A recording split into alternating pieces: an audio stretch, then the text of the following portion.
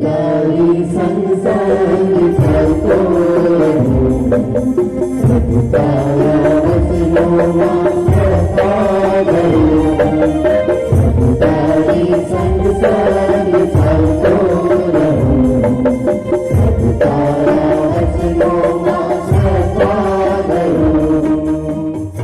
માથીના શુભ સંદેશમાંથી પાઠ અધ્યાય 13 કડી 24 થી 30। ઈસુએ લોકો આગળ આ બીજી દૃષ્ટાંત કથા રજૂ કરી। ઈશ્વરના રાજ્યને આવી ઉપમા આપી શકાય।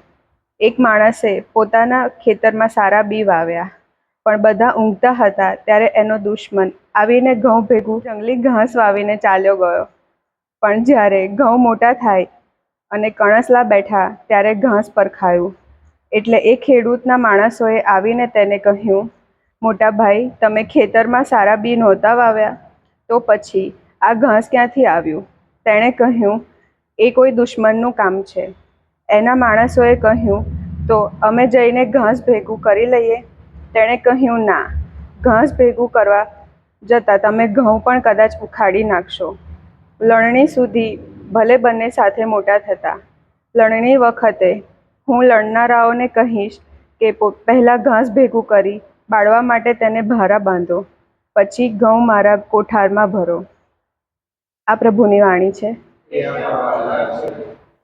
આ વચનથી પ્રભુ આપણને શીખવવા માંગે છે કે અંતે ઈશ્વર જ ન્યાય કરશે।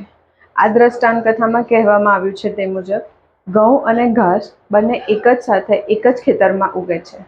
તેવી જ રીતે આપણી આસપાસ પણ ઘણા એવા લોકો હોય છે જે ઘઉં જેવા હોય છે, અને બીજા કેટલાક એવા લોકો હોય છે જે ઘાસ જેવા હોય છે, જે શૈતાનના કાર્યમાં સહભાગી થાય છે અને પ્રભુથી દૂર થાય છે। પણ આપણું કામ એ જોવાનું નથી।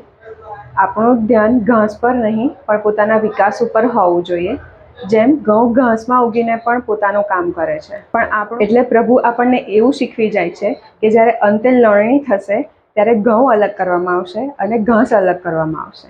આના પરથી આપણને એવો સાર મળે છે, જો તમે સારા કાર્યો કરો છો, પ્રભુની આજ્ઞામાં રહો છો, પ્રભુના વચનો પાળો છો, તો જ્યારે અંતે લણણીનો સમય આવશે ત્યારે તમે પણ ઘઉંની જેમ પ્રભુના કોઠારમાં રાખવામાં આવશો। જય શ્રી